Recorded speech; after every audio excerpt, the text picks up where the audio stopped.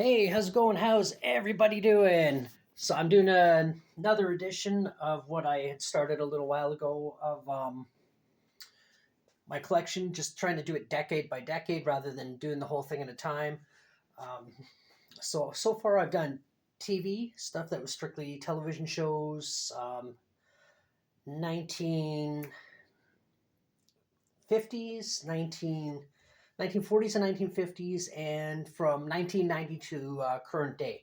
So the one I'm doing today is actually going to be kind of a double one because I don't have a ton of stuff from these eras, but from the silent era, or the 1920s essentially. And though I did put something here from the 1930s, but I might as well talk about it because I brought it out by mistake. And the 1960s. A couple things are repeats just because it just looked cool on the table here where everything is being displayed.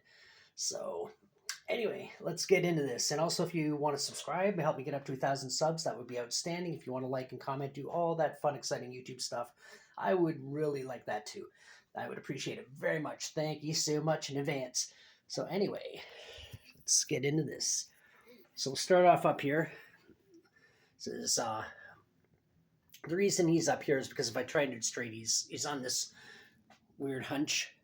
So you just be kind of looking at the top of his head. And he sits way propped up on the top of the shelf, looking down at us. But this is, of course, Lon Chaney from The Hunchback of Notre Dame, which I believe came out in 1925. This is him in his, was it Prince of Fools outfit? Prince of Fools or King? Prince of Fools outfit. And they colorized it. And I think this is a really cool looking figure. I've had this one for a long time. This is the era when NECA, I'm sure they probably still do this, just I don't see it really where I buy a lot of my figures, but where they had stands and bases and other things that came along with it. But you can see like a lot of the detail in this, like that face is just gruesome, looks like so well done. And the coloring and the shading, like it's not just like a blank one color thing, like it's really well painted. You can see all the detail in the lines and in the creases, and the crown, and even the gargoyle he's standing on just looks phenomenal. Like it looks stone. It's really well made. And then just the coloring and the paint, all the work that are put into this figure, really a really great tribute to Lon Chaney. Really good figure, and it's one of the earliest ones I had or that I've gotten. But just so well made. Even the hair on the hands, like just everything. It's really well made. I kind of forgot. I haven't looked at this figure in a while, but I kind of forgot how good this figure looks. I could probably just spend like a whole video just talking about this figure alone. So moving down. Okay, this is actually from the 1930s, and it's just well, it's sort of from the 1930s. It's a cube. I'm trying to not get the reflection on this, but it's got some characters, actors, performers that were in the film Freaks, which I think came out in like 1932, directed, written by Todd Browning, and it essentially killed his career to a point. But Simon Metz being probably the most well known. Oh, cat trying to get in the room, and then the Hilton sisters, which are in Freaks. They're also in another film called. I think it's called Joined at Birth. Came out in the 1930s. I have a copy of it somewhere. I just can't remember the name, and I don't really remember the premise. And then these people. And she's also in the film. What's her name? Frances O'Copper. Is that what it says? Frances. Oh, O'Connor. Sorry, it's just the way the ends look like P's. The way the font is. But yeah, she's in the film as well. And I don't think anyone else. I mean, I'm sure they're all early circus performers, but I don't think any of the other ones are actually in the film. So, but yeah, that was actually meant to come out the 1930s. When I do the 1930s, it's going to be in two parts because I got so much of Universal Monster era stuff. But anyway, down here we got again Lon Chaney, Phantom of the Opera. There he is. Even this figure, it's a slightly newer figure, but it still looks really good. It doesn't look nearly. I think the Phantom of the Opera one is, the Hunchback of Notre Dame one is probably one of the most detailed figures I have. But these are still well done. They're essentially the same figure, except this one he's wearing his mask and a hat, and this one's after the unmasking. But the figure itself is basically the same because it's like the same hand. And they do have alternate hands, which are hidden behind here, behind his organ. Just taped there so I wouldn't lose them. But they are still really well made figures. I think the organ looks really good, but I also really like miniatures, like authentic, like I'm going to say dollhouse miniature type stuff, but like the homemade stuff that actually look realistic. So I like stuff like this. It looks really well done. But like I said, they're essentially, and this one he's got like a cape on. And then in the back is the reaction figure version. Try and get in there without.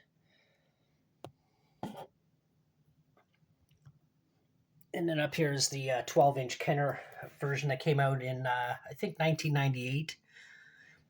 And it's a pretty cool figure. I mean, it's not as well detailed, but it still looks really good just for like a Kenner toy when they brought these figures out. I think there's this one. I have this one, Frankenstein's monster, the Wolfman. I know there's a Bride of Frankenstein one that have my eye out for. I have seen it on like Marketplace, but I don't want to do that. I want to find it in a store somewhere, surprise myself rather than just get it. Then over here we got Nosferatu, Max Schreck. That's the Toonie Terrors version. Right there, that's one of the first Toonie Terrors figures I actually got. And then over here is obviously the Funko version. And then back here, that's a NECA version, which I really like this figure. It's really well made. Face on it, the detail. You can definitely see the difference in the detail in these newer figures than the Hunchback of Notre Dame. Not that they don't look good; they still look fantastic. But just the other one, the older ones, they just sort of seem to have a little bit more going on. But still, this is a really, really cool figure. The claws, the hands look really well done. The face is really well done. The whole outfit, like it's accurate. Same with the Toonie Terrors. Even though it's cartoony, it still looks good. And Toonie Terrors is also NECA, I believe, so no surprises there. Then back here, I got let's move this. Yeah, he kept falling over, so I had to make a stand for him. No matter what I did, he would just fall over, so I just got fed up and made him a stand. There's a little rat snickering like a little cartoon rat. And over here is the reaction version. Still looks pretty good. The art on it's really well made. Same with the Phantom of the Opera one. The artwork on the card is really well done. Put this guy back. Then over here, moving towards the 1960s, got my Planet of the Apes figures. I seriously thought I had a few more stuff from the 1960s, but I was mistaken. But, oops. This figure always falls over. The ankles are kind of weak, so I think at some point I'll probably have to make him a stand. But anyway, that's the Gorilla Warrior from Planet of the Apes. Really well done as well. A lot of detail put into this one, and this is actually a newer figure, so. But it does look really good. The color on it's pretty amazing.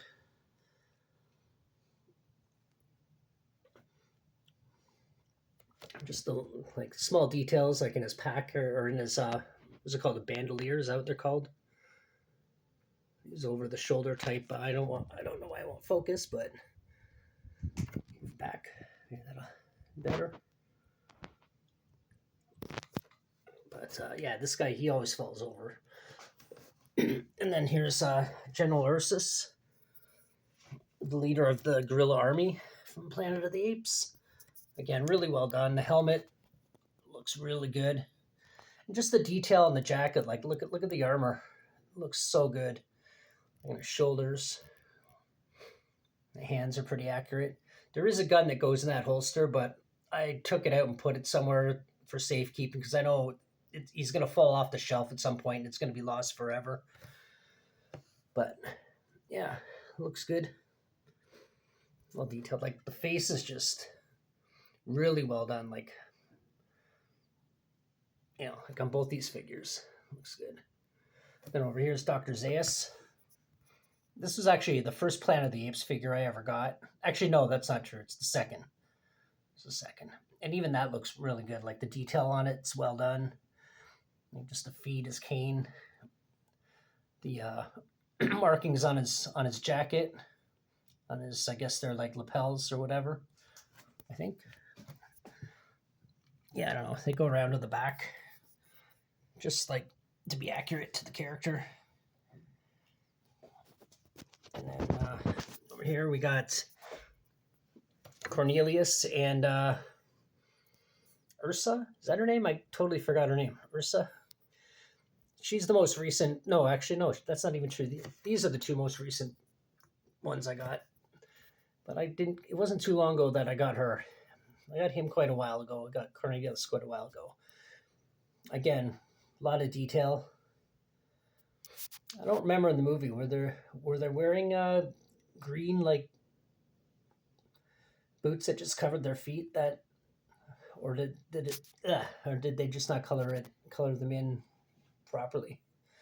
But I mean, it does look like a boot. Like there's markings on it that it's not just their feet. But I was just wondering if that's screen accurate. But the faces look really well done. The little details in the jackets. Like it does look like the figures. And just the little details in the sleeves. Really well made figures. And then back here, this is also NECA. This is one of the NECA like dolls. But this is Colonel George Taylor, of course. And even the detail here, like where this is molded though, this is like material. But the face, it does look like Charlton Heston. It's a really good figure. And this was the first NECA figure I got. And when I brought it home, I had been drinking. I got home around like 2 a.m. And I'm like, oh, maybe I'll put it on the shelf. No, maybe I shouldn't. Maybe I should be smart and wait until tomorrow. The art's really good, but maybe I should be smart. And then I tried to put it on the shelf. And of course, I knocked over an R2-D2 and C-3PO that I had and ended up having to glue them back together.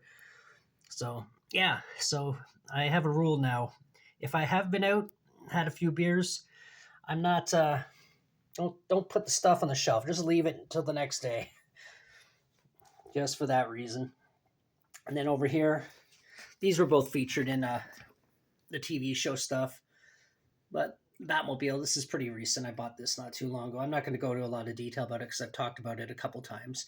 But it is a really, really nice one. And I've always wanted a Batmobile that size. And this is Jada Toys. They put a lot of effort, like a lot of work into making things look accurate. So I didn't mind buying this. I had to carry it around with me all day because I was at the exhibition, Toronto's Canadian National Exhibition. And over here, Flintstones car. This is also Jada Toys. I got this at Thunderstruck in downtown Toronto. Great little store. Especially if you like anime and that sort of stuff. But anyway, that's the 1960s and the 1920s. So if you want to comment about it, and if you got talk about some of your own stuff, some stuff you might suggest I get to add to my collection, that would be great. Again, 1,000 subscribers. If you want to help me out getting there, that would also be wonderful. I'd really appreciate that. And yeah, I guess until the next one. Bye.